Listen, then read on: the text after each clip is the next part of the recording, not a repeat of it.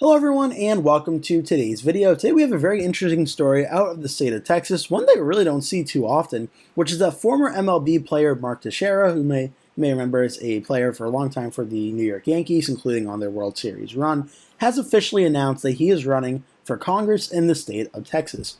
The 45-year-old ex-Yankee echoed much of President Donald Trump's America First agenda and his campaign launch.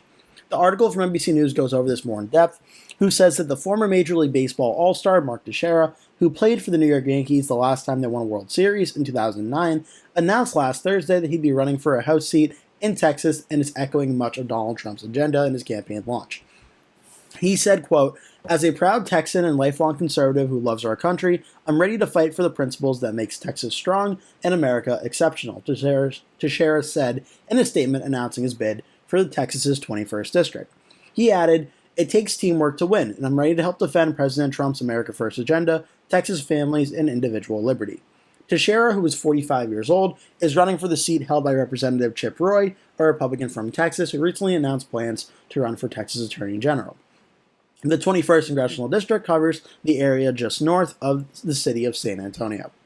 Congressman Chip Roy has represented this district with unwavering courage and leaves an impressive legacy of principled conservative leadership, Teixeira said in a statement. "I'm running to ensure that District 21 remains prosperous and free for generations to come." Teixeira's name recognition in New York and his general high profile as a professional athlete will likely benefit him with fundraising in this race. Teixeira, a former first baseman, played 14 seasons for 4 major league teams, including the Texas Rangers, Atlanta Braves, Los Angeles Angels, and most recently the New York Yankees. He retired after the 2016 season. He and his wife eventually moved back to Texas in 2021, where he said they've raised their children, pursued business opportunities, and supported education and Christian ministries. He's also not the only baseball player or member of the 2009 Yankees World Series team to join, quote, Trump's clubhouse. Mariano Rivera, the Hall of Fame closer who won 5 championship rings with the Yankees, also endorsed President Trump. The president has also awarded Rivera with the Presidential Medal of Freedom.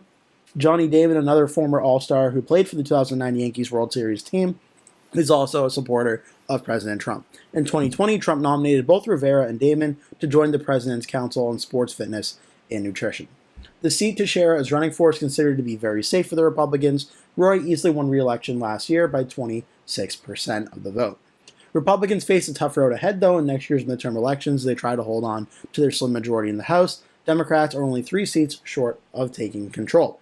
The state legislature just approved new district lines that could net the party up to 5 seats in the congressional delegation. Some opponents of those lines have sued and asked a court to block their implementation, but that likely won't have a significant effect on Teixeira's bid, as Roy is vacating his seat to run for statewide office regardless. This NBC article is written by Rebecca Shabad and Ben Kamisar. Make sure to go check that out and give them the credit for writing this up.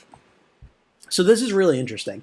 In the district that he is running for, Mark Teixeira is running for, is District 21 right here. The Cook PVI has it listed at Republican plus 11. So I haven't seen any reports about how the redistricting could actually maybe affect Texas 21 or if it affects it at all with the vote. But for right now, it's a pretty red district. Being around Republican plus 11 puts it in the likely Republican category. And whoever the Republican ends up being the nominee will probably win this general election.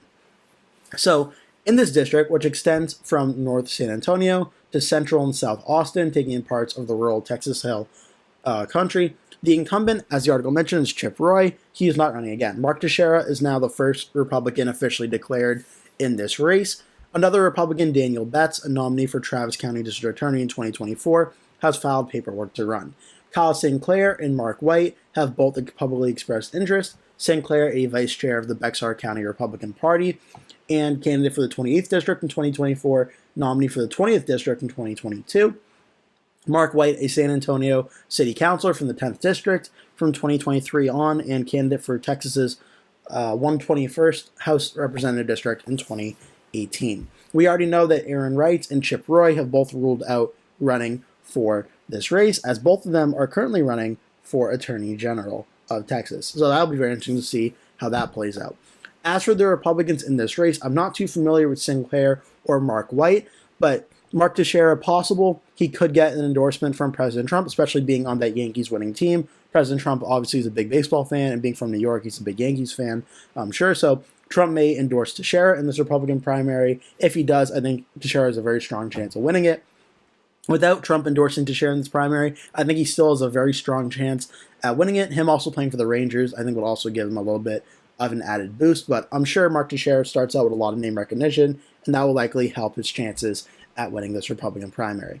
As for the Democrats, none are currently mentioned of running at this current point in time.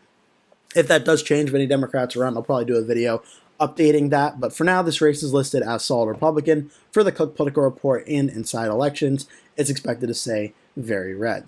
And as I mentioned, the Texas's 21 district, Chip Roy won it by 25.8% against the Democrat Hook. This is what the district looks like, and obviously it's a very safe win for Chip Roy. The election history before that, back in 2022, Roy won it by 25.7%.